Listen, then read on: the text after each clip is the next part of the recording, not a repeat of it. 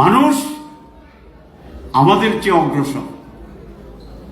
ঢাকা বিশ্ববিদ্যালয় নির্বাচন পরিচালনার সাথে আমি জড়িত ছিলাম, কারণ ঢাকা মেডিকেল কলেজে গিয়েছিলাম তো, হাইটলেই তো ঢাকা মেডিকেল।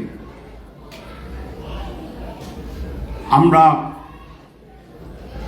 নানা কৌশলের চেষ্টা করেছি, সবকিছু মিলে আমরা জিতার ব্যাপারে কনফিডেন্ট ছিলাম যে আমরা জিতব,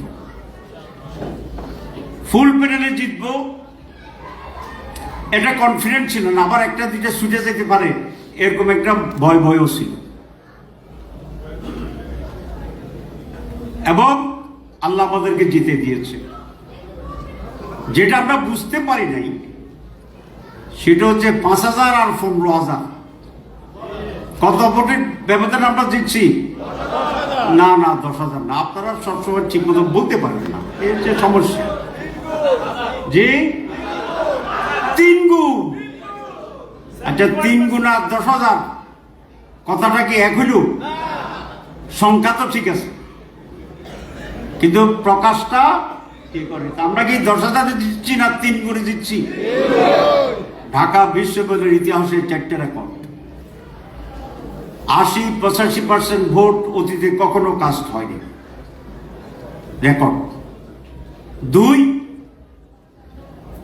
পরিপূর্ণ প্যানেল, হল থেকে কেন্দ্র 2-1টা ছিটাফোঁটা ছাড়া জিতে গেছে একটি দল, এটা অতীত হয়নি। তাহলে রেকর্ড কয়টা হয়েছে? 2টা।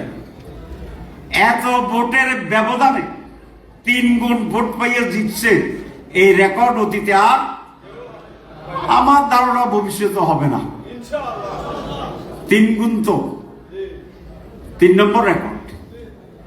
4 নম্বর রেকর্ড হচ্ছে ছাত্রী বোনেরা উদারভাবে, গণহারে, স্বতঃস্ফূর্তভাবে, দলে দলে, হলে হলে এই পরিমাণ ভোট দিছে, অতীতে আর কাউকে দেয় না। কি বলছি? দলে দলে, হলে হলে। আরো 2-1টা কবিতার শব্দ যোগ করেন না, আমার কাছে তো আর মিলাইতে পারি না ছন্দ।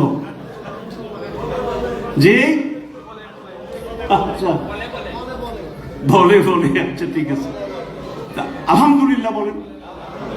4টা রেকর্ড হয়েছে, আমরা ধারণা করি নাই।